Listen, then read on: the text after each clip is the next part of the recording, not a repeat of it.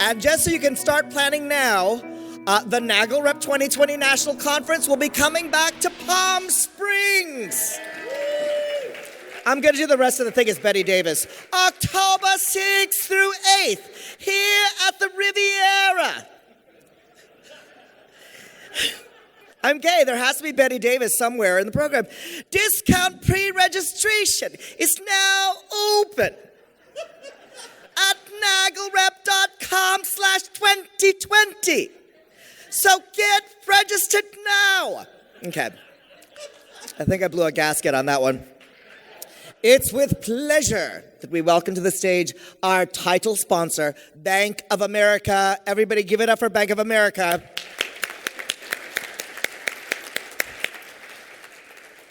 I have the honor of introducing Darren Spidali, Senior Vice President in the Private Bank of America. Darren sits on Bank of America's Lgbt Executive Leadership Council, which helps shape the firm's LGBT policy. He has also been a leader in the LGBT community on a number of important issues over the last 25 years. He published a book with Oxford University Press back in the 1990s arguing for marriage equality, and more recently has devoted his efforts towards the economic empowerment of the LGBT community.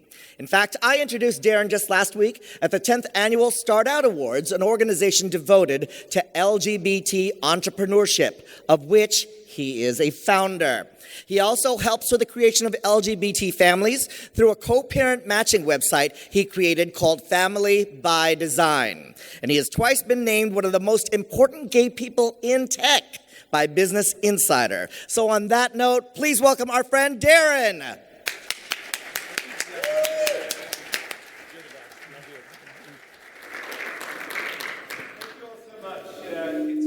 I could do a Betty Davis imitation like that. I mean, how long does it take to get to be able to do that just right? I don't know. Anyway, it's great to be able to join all of you here in Palm Springs. I've had the opportunity in the past to attend some NAGLREP conferences in Fort Lauderdale, and I'm always so amazed at the quality of both the programs, the speakers, and of course, the attendees.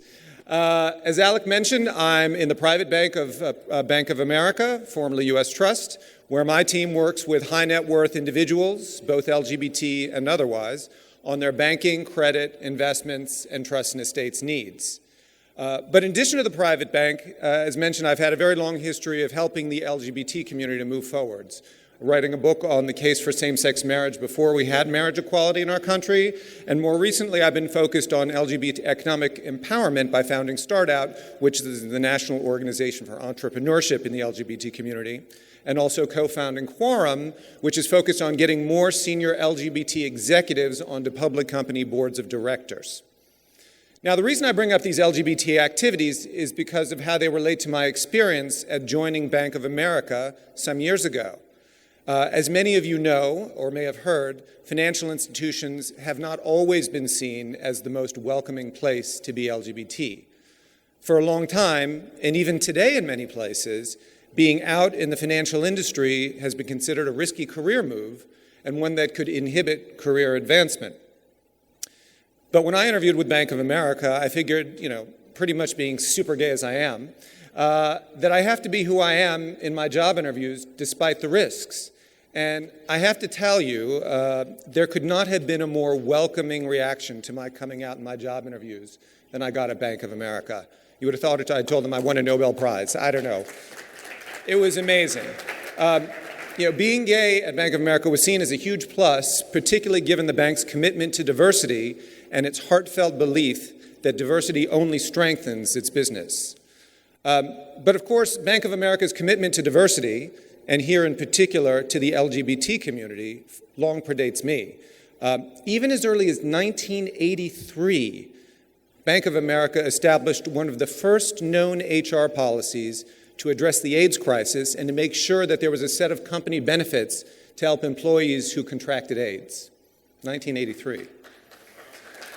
In fact, in 1993, 10 years later, President Clinton shared Bank of America's HR booklet on HIV and AIDS with his cabinet members to use as a template for creating HIV and AIDS policies for federal employees. Awesome. Bank of America was also the first financial institution to offer comprehensive domestic partnership benefits for same-sex couples, back in the day when domestic partnership benefits were actually a thing. We were the first financial institution to incorporate sexual orientation into our non-discrimination policies. We were an early adopter of providing medical benefits for transgender employees, including transition benefits. And we also provide medical benefits for LGBT employees seeking family planning services, such as surrogacy, adoption, and fertility treatments. But most importantly, Bank of America is about its people. It's a place where people are committed to and embrace diversity, regardless of whether they themselves come from a diverse background. It's a place where people support the LGBT community, even when they're not LGBT themselves, as the thousands upon thousands of employees who have signed up to be LGBT allies of the firm attest to.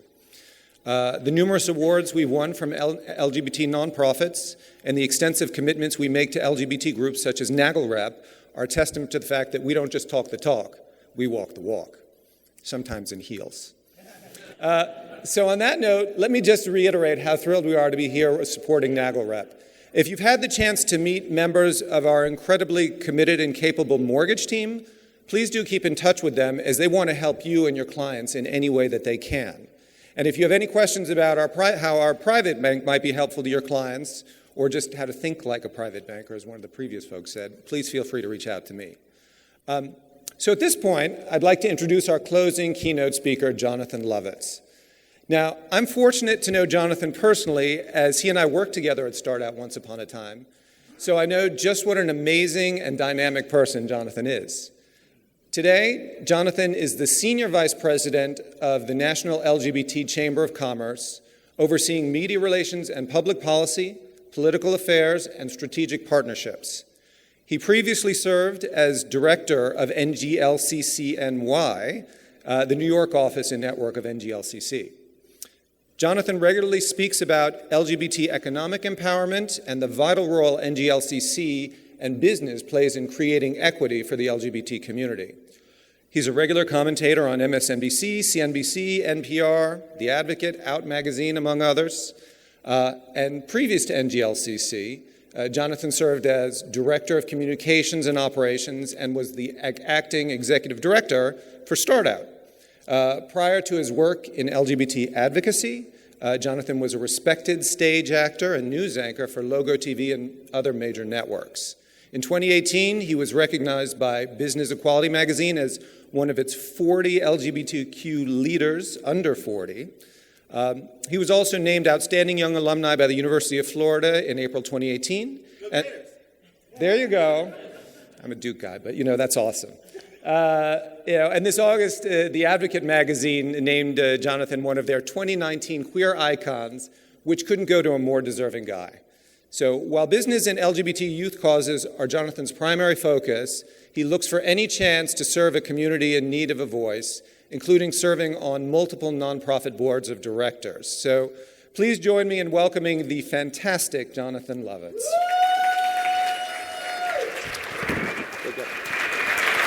Thank you, Darren. Thanks, my friend. This is it. It's the end of the conference. Have you all had a great time? This has been so much fun. I am so grateful that I've gotten to meet so many of you, to see this fantastic conference up close. Jeff and Jamie and so many of the team were at the NGLCC conference this summer, and we are building such a great relationship between all of you outstanding professionals in the real estate industry and the NGLCC and the broader LGBT business community that's out there. I'm going to give a shout out to my friend, the fabulous Alec Mappa. Didn't you do a great job all week? And by far the best drag king Imelda Marcos you could ever afford. So great work. It's such a joy for me to be here, and especially to follow such an inspiring panel like we saw. Can you give it up one more time for that amazing trans visibility panel? That kind of courage, that kind of bravery, that kind of authenticity is what it's all about. I have to ask you all, put your hand up for a second if you're out at work. Yeah, look around the room. This is not normal. You probably heard from Joe D the other day that they, at the HRC recently found that less than 50% of people are still out at work. And it's retreating. People are getting afraid, even with great companies like Bank of America, who was our NGLCC 2018 Corporation of the Year for all the reasons that you just heard from Darren. People are still afraid that it's going to hurt their career. But every single one of you is doing my absolute favorite thing in the world, which is proving that being out and being successful are never going to be mutually exclusive again. Do you agree? So you're going to leave this conference, and I hope after my presentation, leave with some tidbits to take home with you about power. This presentation is coming right off of an article that the co-founders of the NGLCC put in The Advocate earlier this year called "The LGBT Economy is America's Future," because it is. Because LGBT people are women. We are people of color. We have disabilities. We are immigrants. We are veterans, etc., etc., etc. Their issues are our issues. And in a country that is becoming a majority-minority nation, our economy is going to thrive because we are a part of it. And every single one of you is a key part of it. So I always start when I talk, and I got to tell you how much fun this is to be talking to a majority queer audience, because I do a lot of corporate talks, I talk to a lot of government people, and I'm really lucky. My day job and my gay job are the same thing. But it's usually a very straight audience who wants some 101. So I'll leave this up here so you can get, just a couple of the basic talking points. But I want to point out this great slide from our friends at PFLAG about being an ally. And there's a spectrum of, some people are just comfy putting the "I'm an ally, come talk to me" sticker on their cubicle, to "I'm going to be walking, front and center. I may be straight, but I'll be at the front of the parade with the heels and the boa." So wherever you fall, or wherever your colleagues fall in this line, remember the same thing to be applied to you and the way that you feel about being an ally for other communities, whether it's the trans community, women, people of color, etc. We have an obligation as people who are out in our workforce, people who are out in our communities, who are connectors in our communities. And what's more personal a connection than helping someone find a home and some stability where they live? Then also calling out the crap when you hear it and see it. When someone makes the joke about women in the office. When someone makes the off-color joke about people moving into the community. If you wouldn't tolerate it for us, you cannot tolerate it for anyone else. Do you agree? So anytime we talk about LGBTQ issues, I always feel like we're going back to AP English and we're doing that first page of A Tale of Two Cities. How does that go? See? Alec read. Yes, it was the best of times, it was the worst of times, and that's how so much of the LGBTQ movement feels these days. We're advancing in some of our city and state policies, but we're falling backwards in the military. We're going forward in school districts, like in New Jersey and the city of Chicago and others, saying we're going to teach LGBTQ inclusive curriculums, but right across the state border, we are firing people and kicking them out of their homes. So it's this constant struggle and balance that we have been looking for as a community to reach equilibrium since the beginning. We're having this conversation on the 50th anniversary of Stonewall, an incredible moment, not the beginning of our journey, but really the height of the visibility of our journey as a community. And it's incredible to remember that in 1969, when that happened, where the rest of the country was. We were still 2 years out from a black man and a white woman being able to legally be in a relationship 2 years after Stonewall. We had gone to the moon 4 years before the American Medical Association that's saying being gay, and at that point it was just gay, wasn't a disease, wasn't a mental illness. So flash forward 50 years in the future and we're still fighting some of these arguments, but there is one force that is kicking down doors and creating equality faster than any other, and it's the power of business. Small business owners like every one of you, the corporations you work with, and the corporations who stand with us. So who the hell am I? I'm Jonathan Lovitz. I'm the Senior Vice President of the NGLCC. We are the business voice of the community. I know we've got several members of some of our local chambers, the Palm Desert Chamber. I know Joe from our Long Beach Chamber is here. Are any of you connected with your local NGLCC affiliate where you live? Hot. To those with your hands up, look at the people who aren't and make sure you give them a bear hug and tell them all the reasons why they should be. Thank you very much. But this is what we do. We are the dollars and cents side of everything that happens in the LGBT community. And we're not just talking about here in the US, we're working in 15 countries around the world. We've got this little risk board and we're just adding little pink countries everywhere until we conquer the whole thing. But the most important thing that we do is the certification of LGBT-owned businesses. Because as many of you may or may not know, LGBT people are not counted in the US Census. The economic reports put out by the Commerce Department and the Small Business Administration don't have checkboxes for us to say we are a minority like other communities get. So in the absence of that, being certified, among all the other things that we'll talk about its ability to get you powered into this economy, makes you visible. You are counted, you are seen, you are represented. And as you've heard, not just from the last panel, but all week long, if you're not seen, we're nothing. You know, there's a great quote, if you're not at the table, you're on the menu. I think we've all heard that enough. Well, all week we've been hearing about putting chairs at tables. But what good is a chair at the table? It's just a piece of furniture. Unless we're shouting from the rooftops, someone sit in this chair, it's your turn. And that's what this is all about. These are some of the people we work with. Some because we couldn't fit them all. We are working with the vast majority of the Fortune 500. And these are the people who are buying accountably from our community. We are tracking every nickel and dime they spend on LGBT-owned companies. Is anyone in here LGBT certified? Yes. So these are people who are getting direct access into these economic opportunities with these companies and then spreading them out to B2B companies, to people like you all in the industries that you work in. And what's amazing about it is there's the folks you would expect to see up here, the Bank of America's, some of the major entertainment, the hotels, the real estate, or some of the major retail places. But you know what's amazing? What we're missing, and what's just being added? Construction companies, law firms, the good old straight white boys clubs. They're coming to the table and realizing if we're talking about diversity and inclusion, that has to mean everyone. And if we're going to talk about investing in communities, that doesn't just mean hiring and marketing. That means literally putting dollars into the hands of our community members. So hopefully, I don't see the Caldwell bankers up here yet. I don't see Realogy yet, but I think we will. Because working with these people and working with our community means you want to invest in us, and we're going to gay it forward to one another.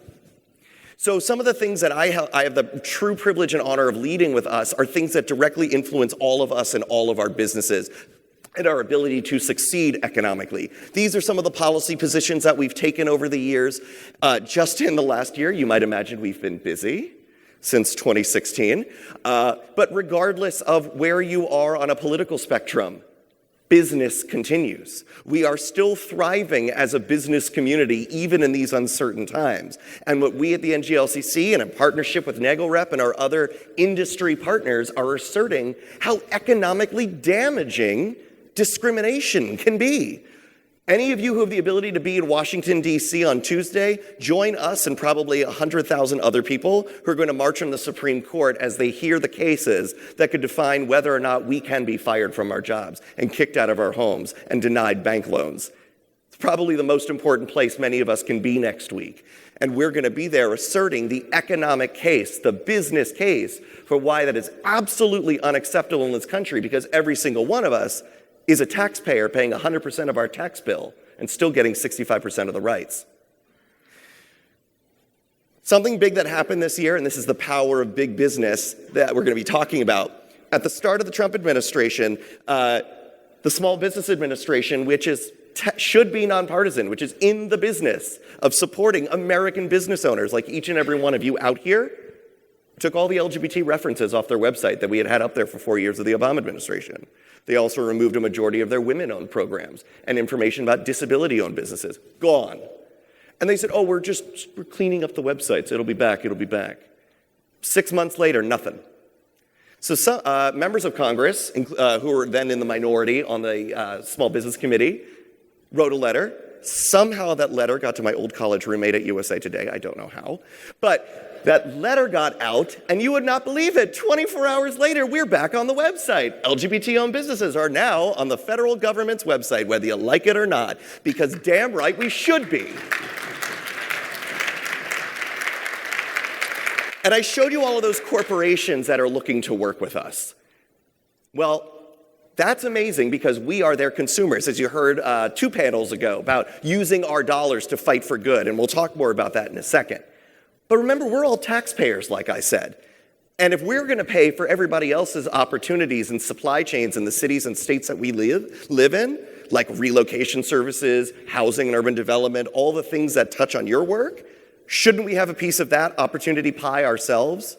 Shouldn't we be able to compete freely like every other community does? Well, because of our advocacy and working with partners like NAGLREP and others, we are able to come to the forefront and say, it's time you include LGBT if you're talking about diversity, because we are a member of every other community.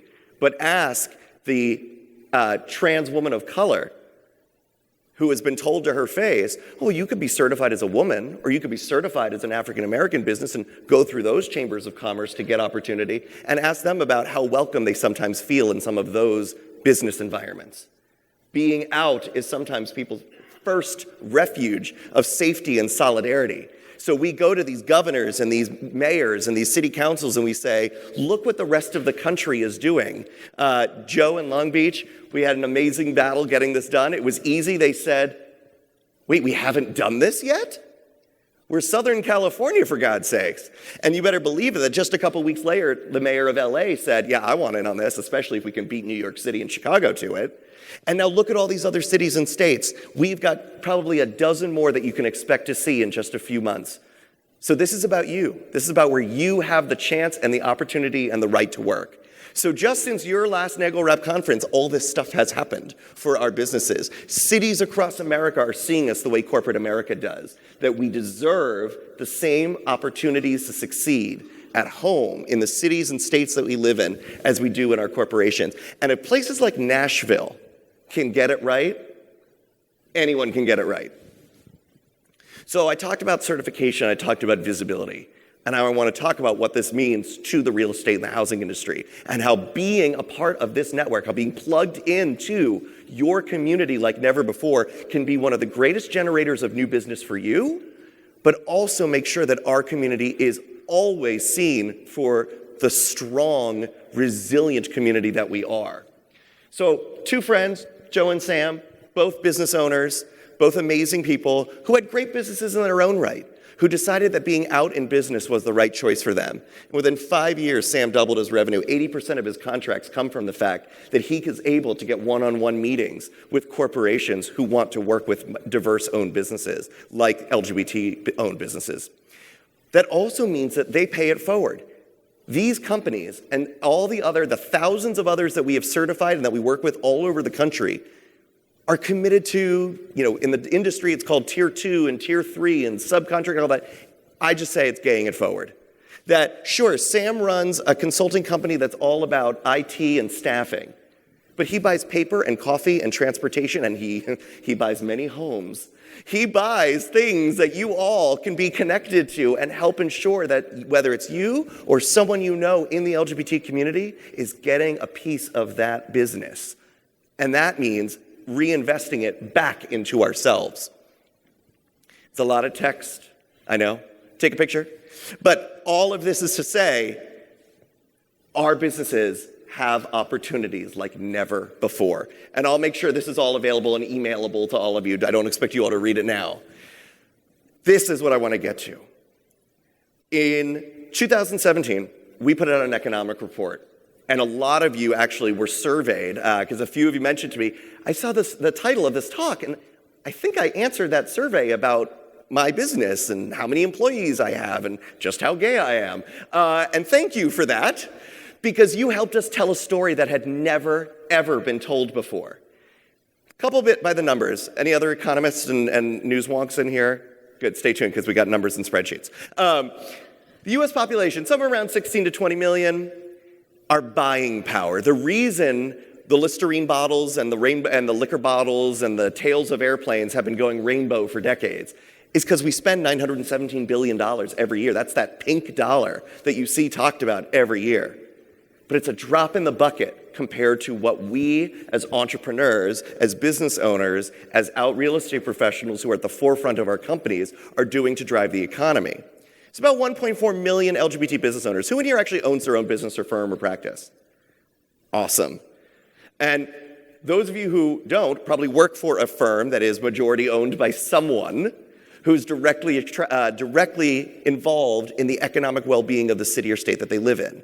So put them sort of in the asterisk next to this 1.4 million of us. But we're just talking about us because we're pretty great. These are some numbers that I think are just astounding about our power, and I want you to take these home. Like I said, $917 billion in goods and services. That's why they want our business. 3 out of 4 individuals have changed where they shop because of what a company stands for. And I don't just mean, are they throwing chapstick at you at the Pride Parade? Which is nice. But are they hiring our community? Is there someone like us in our C-suite showing us that the pink ceiling can be shattered and should be and must be? Are they investing in our communities and our supply chain? Are they relocating to a new corporate office and using LGBT and other minority real estate professionals to make sure that their staff is taken care of as they move to new cities? That kind of investment in our community is what changes hearts and minds, and our allies come along with us. So remember that as, we've all maybe had some fights with our family members who have kids and say, well, after a long day of soccer practice, the only place that's around is, that place on the highway. And I was like, that's nice. But you know what? Not all chicken nuggets taste the same. Some taste like they hate you. So don't tell me that it's just easy enough to do for the kids. Be conscious about where you spend. Tell them why. Get your allies and your families on board with you. I love this one. Who here has ever traveled abroad? That makes sense because look at this number. LGBT Americans are twice as likely to have a passport as straight Americans. I mean, we like to travel. And we're good at it. And there's a reason, and there's some political science that talks about, whether it's the dual income, no kids thing, whether it's just our desire to find more places that are more welcoming to us. Whatever the reason is, there's a reason that the LGBT travel market alone is an $8 billion industry because they want us. And the cities and the hotels and the cruises and everyone else that's trying to attract our business isn't just paying lip service by throwing the rainbow on the side of the boat and saying, oh, we see you. No. They're now actually being held accountable to get it right and make sure that every level of their company, inside and outside, reflects our values if they want our money. So I said, that $917 billion figure, which is amazing, was the only thing anyone ever knew about us and our money until that report came out. And this is what happened in 24 hours after the first ever LGBT economic report that the NGLCC put out. This is who covered it. And this is just some of those people. We were everywhere. I was a natural blonde before I started doing all of those interviews. It was amazing how many people were interested in all of this. Our community contributes $1.7 trillion to the US economy every year. I will get out of your way as I see phones coming up to take a picture, because that is damn impressive. To give you perspective, if LGBT business owners were our own country, we'd be the 10th wealthiest country in the world. We would be wealthier than the GDP of France, of South Korea, of our friends and their listening devices in Russia. And what a great place that would be to live, right? The weather would be 72, the drinks would have no calories, Cher would do the national anthem every morning. No, it would be... Our country would be amazing. Our country that we live in now is amazing because we are a part of that economy. Look at the size and scale of the businesses that we are. So the ones that we surveyed, and these are just from the certified businesses we had at the time when we ran this report, $20,000, it's a mom and pop shop, a little cookie business, all the way up to $180 million and more. We are every type of industry you can imagine that's out there. We are all of those services. We are booming in the real estate market, particularly in things like construction, in things like relocation, in things like family service providers that work with your industry to make sure relocation happens the right way for communities. We are job creators. And this is what's so amazing about trying to push back on the narrative that, we're working up against potentially an administration of business experts. They should know that nothing is more important than creating jobs where we live. And just 900 businesses that we surveyed back in 2016, 900 businesses created 33,000 jobs. We did that. The LGBT business community did that. That's because of people like every one of you referring another member of our community to someone and saying, this is someone to hire. This is someone you may not have found. I think hiring someone who's out at work might be really good for your company. And LGBT people who are business owners, and I would imagine a lot of you can attest to this in how you help recruit for your own companies, are 2 to 4 times as likely to hire another minority. Not just LGBT, but women, people of color, Asian American, etc. We're watching out for everybody else. And it's time that we make sure that we reassert to everyone else that their values are ours and that our economic stake is tied together. I love this one. Does anyone know, put your hand up if you know, or shout it out better. The average American small business startup dies around what mark? Darren, you don't know. Don't answer. Anybody? When does your average American startup die? 3 years, 4 years, I heard. Anybody else? 6 months. You should look at that business plan. 5 years. The average American business dies around 5 years. The average LGBT-owned business in America is 12 years or older. I'm not saying we do it better, I'm saying we do it better. And there's a reason to that. The reason is we are the entrepreneurs of our own lives. Our entire lives we've had to decide when to make the right move that's good for us. When we've had to decide when to hold them and when to fold them. I'll find a Dolly Parton or a way to tie that in there anyway. When we have to show up at the table as ourselves, when we have to kick the doors down for other people. Entrepreneurship, the basic skills of success, define us as a community. It's why we're here, we're queer, and we're worth $2 trillion. So I'm putting this slide up because I would imagine each one of you is going to go back to an office and figure out, okay, so what the hell does this have to do with me? Let's talk about how you can further invest in our community and keep that cycle of wealth going so that there are more LGBT people out there with the means and resources to keep buying nice homes and condos. Looking at your own supply chain. This is Baker Botts. This is a law firm. And they are way ahead of most of their competitors in the law field by actually breaking down and publishing and publicizing what they buy.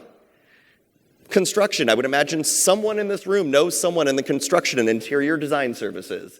We are homosexuals, after all. We've got computer, we've got IT, we've got cleaning services and coffee and furniture, and everything up here could be procured from a minority-owned company, from an LGBT-owned company. We have those lists, the local chambers that you're all going to go home and join are your gateway to finding these people. It's not hard. You don't have to go through years of RFPs. It's putting something on Facebook. It's asking the network. It's going to the business directory of your local chambers and just saying, hey, we need new furniture. We're moving offices. Do you know a trucking company? Yes. There are LGBT business owners in every single industry that your offices and your real estate firms use. And, as I'll show you in a second, there's a place for every firm to be listed in all of this as well. So it's all about finding every little opportunity to spend our hard-earned money as a community back into ourselves and back into the communities that stand with us. So this is how it affects you. Let's pay it forward for a slide, but we're going to gay it forward as a group of people. Housing and construction, this is the basics. This is, someone's looking for the new place to live. This is someone's looking for the real estate agent. This is why it's so important to be out and involved in your local community, because when someone's moving, one of the first things they might do is go to Google and look for gay real estate agent, where I live or where I'm moving to. They don't need it to be an LGBT person, but it's easier to have the conversation about your family, what you want in the future. You don't have to worry about kids, no kids. It's, when you're talking to family, you're talking to, it's like Olive Garden. When you're here, we're all gay family. So, staging, logistics, promotions, and printing. Raise your hand if you were with a company that did something in the expo that handed something out. So, where are they? I got pens. I got the mouth spray. No, is that what that is? No. The sanitizer. I got the koozies. We got the water bottles. We got all this stuff that was handed out here at this amazing LGBT real estate conference. Do you know if any of that came from an LGBT-owned printing company so that you can go back and say, I spent my money with us? Aha, I didn't think so. But now you will for 2020 when you come back to Palm Springs. Whether it's the advertising, the print media you're doing, your one-pagers, your pens, your notebooks, everything that you are handing out to get business, especially if you're trying to earn the loyalty of a community like ours that is specifically looking for those who are investing in us, it's as simple as saying, actually, yeah, this book that I'm handing, the notebook that you just got from Citi came from a woman-owned, lesbian-owned company in the Midwest. We are doing a build for one of our home builders in Illinois, for example, where our 2019 Business of the Year is a trans-owned construction company who does over $15 million every year in construction sales. And she's often the first trans person most of these people in construction meet. And it's and she gets the job because she's good at what she does. No one gives us any work because we are LGBT. That's the cherry on top. But being able to be found by companies like yours, by all those corporations I showed you, that specifically say, let's diversify the way we think. Let's stop just giving the contracts to the golfing buddy of the straight white CFO who's been handing out contracts to his friends for decades. It's about us getting the fair shot and making sure that we pass that shot on to others. So your local affiliate, I talked a lot about this, and this is your gateway as real estate professionals to really make your mark where you live. Darren mentioned that I used to run NGLCC New York, our New York office. One of the most frequent calls that we would get and emails too were, hey, I'm coming to New York City. I don't know anything about the city. I'm gay. I'm moving with my husband. Do you have any gay real estate professionals? Like, do we have gay real estate professionals? We have a database in New York of like 50 of them. And I would just email that page and say, when you want recommendations of who to go to, let me know. We'll help you make those introductions. It's that simple. And everything else that you yourselves are doing when you're out in the field staging your homes and getting them ready to be listed on the market, every one of those things can be a direct connection to someone in your community who through that goodwill becomes your best ambassador. When my partner and I got engaged, one of the first things we did was talk about sharing our assets, which we did, that was not something I wanted to do. I like my trips. No, I said, my problem was, I didn't know who to trust. You've got all of those big financial firms that show up on Google searches and they advertise on Morning Joe and all this stuff. I'm like, I don't know my Raymond James from my Schwab, from my, I don't know. And I went to an LGBT finance panel and I asked around, who do you all trust? And someone said, oh, our advisor's gay. I met him at an LGBT networking event. And he's like the de facto diversity investment guy at their firm. And people aren't going, they're not advertising him as the gay broker. He's just the guy that you can feel the most comfortable talking to about you and your family. And that can be every single one of you in the communities that you live in. You are the diversity rep. You are the one that's going to shake hands, whether it's Jamie shaking hands with someone saying, well, now you do know a trans agent. And look, I just did really well by you, didn't I? And the world didn't, the sky didn't fall down because you met a trans person. But more importantly, you're able to go out in the network and say, you can trust me because I understand what you've gone through. I can help you because we are family. So this is two examples here, one from our LA chamber, one from our Long Beach chamber. Thanks, Joe, for the screenshots. We've got, this is just what happens if you search for real estate, moving, storage, construction, contractors. Every one of these local chambers is looking for you to advertise with them. And these are free to members. This is a way for you to put yourself out there to our chambers all across the country and say, I'm open for business. And you can put on there, we're majority LGBT owned, or I'm the LGBT rep at this majority straight owned company. Either way, I see you and I want you to see us. And you can talk about all the things that you have learned here at NAGLREP all week about the importance of authentic living, the importance of advertising that reflects our communities. And you having just that little bit of knowledge that you've taken away from this conference will make, when it's apples to apples and they're deciding between the two real estate brokers, you're the one who can say, but I'm making sure that as we work together, I'm thinking holistically about you and your family and our community, that the business cards I'm giving you were printed by a gay-owned company, that the pens we're signing this deal on came from a majority, a woman-owned company, et cetera, et cetera, et cetera. And you're working with me, an LGBT rep who's going to be someone that you can tell the story of connecting with you and your community. So I go back to this one to show it one more time just to get your juices flowing, thinking about all of the places you could be investing back in our community. And it all goes back to loyalty. It all goes back to power. You know, we saw the slide before about 3 out of 4 decisions are made by what we know about a corporation. You all know this better than anyone else. Real estate is a relationship industry. It is all about referrals. It is all about the warmth and the connection and the human intimacy that we share, talking about something as personal as our finances, our security, and our future. So if someone can share that bond with you and that you can talk the talk about, you know, I know this house is expensive, but let's talk about what you're doing about the LGBT economy and how you're going to help, you know, help transform this neighborhood and help be a part of a future where our community can be welcomed here because we're going to be in this together.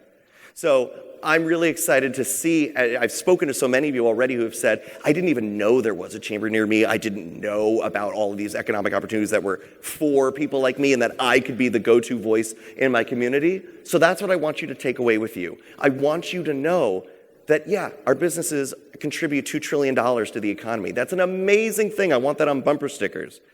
But it doesn't mean anything if there's no humanity behind it. What we do in this work matters because, yes, I can be married in 50 states, but as you probably heard Jody say the other day, if we put our photos on our desk of our partners, in 28 of them I can be fired that day. If I was trans, it'd be 32 states. For those of you who are business owners, and I would imagine actually put your hand up if you've ever had to help someone find credit for a home, find a loan, find a mortgage, go through the banking process. There are how many states in the United States? 50 for those of you who, went to high school. Thank you. Thank you. You're doing great, guys. You're doing great. The pool's coming, I promise. 50 states in the United States. There are 12 in the entire country with legal protections that prevent a bank manager or a branch manager from saying, we do not give money to your kind. 12 in 2019. That's why we need the Equality Act. That's why our businesses and our real estate agencies need to be advocating for the economic inclusion of our community just as much as our social inclusion. Because if we can't thrive, we cannot support our community. We cannot have the kinds of wealth in our community needed to fund the legal battles, to fund our nonprofits like PFLAG and the Shepherd Foundation, to make sure all of you are buying your top-tier membership to NAGLREP. We have to keep investing in ourselves to invest in our future. So I go back to this slide as I wrap up here about certification and visibility, because that's at the heart of everything we do at the NGLCC.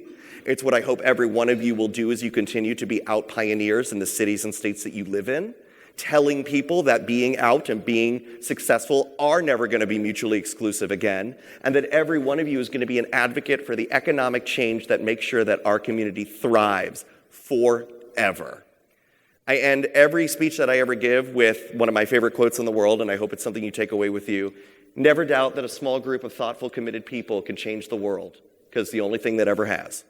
So I thank every one of you for doing what you can to change the world where you live. It has been an incredible honor to be here with you. Congrats to NAGLREP for a fantastic conference. Congrats to all of you. Give yourselves a round of applause for wearing pants in the desert.